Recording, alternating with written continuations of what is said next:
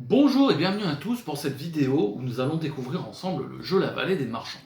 La Vallée des Marchands, c'est un deck building simple et intuitif qui plaira aux débutants comme aux joueurs confirmés, puisqu'il a quand même, vous verrez, une dimension assez stratégique, mais qu'il reste accessible, même si c'est conseillé à partir de 12 ans et plus. Ça va être pour des parties de 2 à 4 joueurs et d'une durée d'environ 30 minutes. Il faut savoir, avant de démarrer la mise en place et l'explication du jeu, que cette boîte-ci a déjà été commercialisée par le passé, mais vous aurez la surprise de découvrir la Vallée des Marchands 2 qui va venir compléter la gamme. Il peut se jouer sans le jeu de base, c'est un standalone, ou alors vous pouvez très bien mélanger les différentes peuplades qu'on retrouvera à l'intérieur de ces deux boîtes. D'ailleurs, en parlant de peuplade, il y a également l'extension qui va être commercialisée d'ici peu, qui va vous permettre d'obtenir une peuplade supplémentaire. Alors je vous propose tout de suite de démarrer par la mise en place du jeu, puis ensuite on va découvrir comment on joue à la Vallée des Marchands. Pour la mise en place, vous pourrez constater que nous avons déjà à notre disposition 6 peuplades. On ne jouera pas avec la totalité de ces peuplades, nous jouerons avec autant de peuplades qu'il n'y a de joueurs, plus une peuplade. Ici, on va partir sur un exemple de 3 joueurs, on va donc prendre 3 peuplades. Alors moi je les prends aléatoirement, mais vous aurez le choix, bien entendu, vous pourrez les prendre aléatoirement ou choisir, parce qu'en fonction des peuplades que vous prendrez, ça va changer la manière de jouer. C'est aussi pour ça qu'il a une très bonne rejouabilité. En fonction des peuplades que vous aurez, peut-être que vous allez favoriser l'interaction entre les joueurs.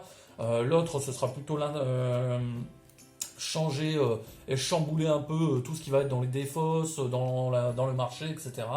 Là, ici, c'est totalement aléatoire. Donc, comme je disais, autant de peuplades qu'il n'y a de joueurs. Donc, dans cet exemple, 3 plus une. Les autres peuplades sont défaussées, seront utilisées pour d'autres parties éventuellement.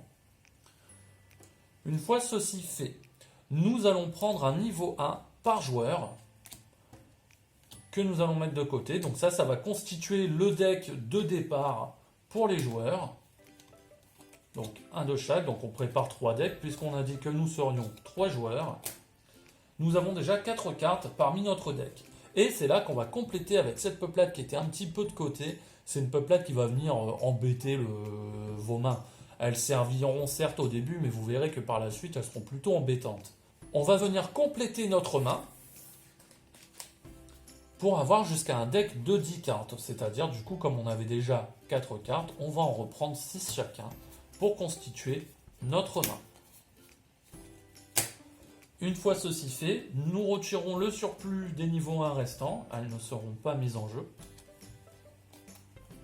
Et enfin, on va pouvoir mélanger le reste des cartes, des peuplades qui nous restent. Donc vous voyez, avec des niveaux plus élevés, et vous verrez que ça a un impact pour la suite de l'aventure.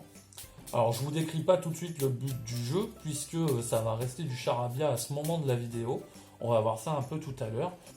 Une fois que c'est mélangé, vous allez pouvoir déjà venir constituer votre marché. Vous allez donc prendre les cartes une à une de manière aléatoire et venir les disposer au niveau des encadrements qui sont ici. Alors je vais tricher un petit peu pour qu'on ait de la diversité. Puis on va mettre une carte voilà, de cette peuplade-ci. Comme ça on aura de toutes les peuplades. Une fois la mise en place terminée, chaque joueur va pouvoir récupérer son deck de 10 cartes. Je le mets ici, peu importe. Deck de 10 cartes, et parmi son deck de 10 cartes, pour préparer notre main, on va pouvoir les mélanger et en piocher 5 pour constituer notre main de départ. Une fois que j'ai mes 5 cartes et que c'est à mon tour de jouer, je vais avoir le choix entre plusieurs actions possibles.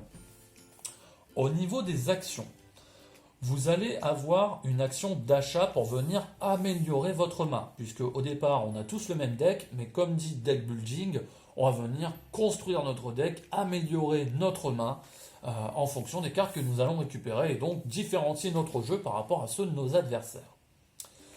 Pour pouvoir acheter une carte, vous avez le coût d'acquisition qui est indiqué en haut à gauche de chaque carte. Cette carte-ci par exemple vaut 4.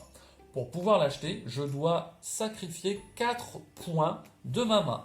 Ici, toutes mes cartes sont de valeur 1. Il va falloir que j'en utilise 4. Donc je vais utiliser par exemple mes 3 camelotes, ça fait 3 plus une, donc on peut mélanger les peuplades pour ça, c'est pas un problème.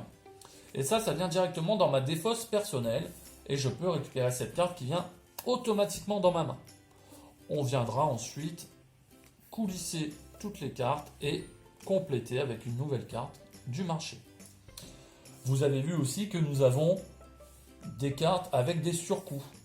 Si je veux prendre une carte un peu plus avantageuse, qui m'avantage davantage, qui se trouve plus loin dans le marché, je devrais payer en plus du coût d'acquisition le surcoût qui est indiqué.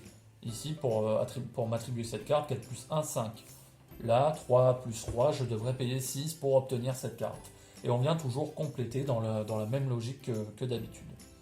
Une fois que j'ai joué, je viens compléter ma main jusqu'à avoir à nouveau 5 cartes. Et on passe au joueur suivant. Le joueur suivant va avoir aussi le choix entre plusieurs actions. Donc là, pour l'instant, vous avez que la première action qui est la phase d'achat pour améliorer votre jeu.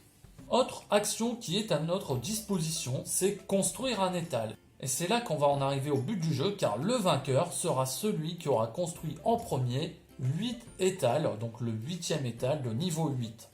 Comment on construit un étal? Il faut simplement prendre une carte, dans un premier temps, de niveau 1, qu'on pose, on annonce qu'on construit un étal, et ça y est, j'ai un premier étal de niveau 1 qui est construit. Et je vais devoir faire ça jusqu'à 8 pour pouvoir gagner.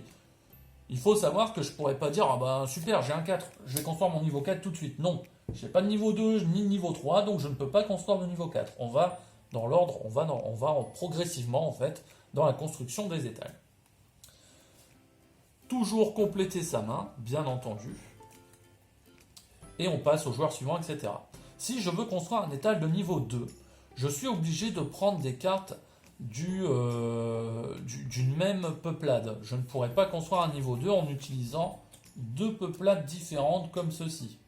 Il me faudrait obligatoirement 2 mêmes familles, 2 mêmes peuplades pour pouvoir construire mon étal de niveau 2. Alors, je ne peux pas non plus surpayer. Ici, ça ferait un étal de niveau 5, donc ça ne marche pas. Je ne peux pas le faire comme ça non plus. C'est vraiment niveau 2, ni plus, ni moins. Alors, heureusement, sur chaque carte, nous avons aussi des capacités spéciales. Ici, la capacité du vendeur cachotier, justement, c'est de pouvoir construire un étal avec les camelotes. Alors, au départ, on aurait pu penser que les camelotes ne serviraient qu'à acheter des cartes. Eh bien non, grâce à cette peuplade, en tout cas à cette carte, je peux construire un étal de niveau 2 en utilisant une camelote pour compléter cette main. Tout simplement.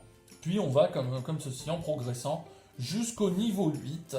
Et dès que je suis le joueur à construire le 8e étal, si je suis le premier joueur à le faire, je remporte automatiquement la partie, c'est terminé.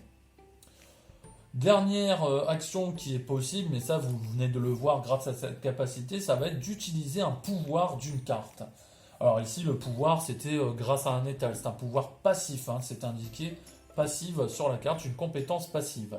Il existe également des compétences techniques, c'est le cas par exemple du compagnon rusé, qui va me dire d'intervertir ma défausse et mon paquet de cartes.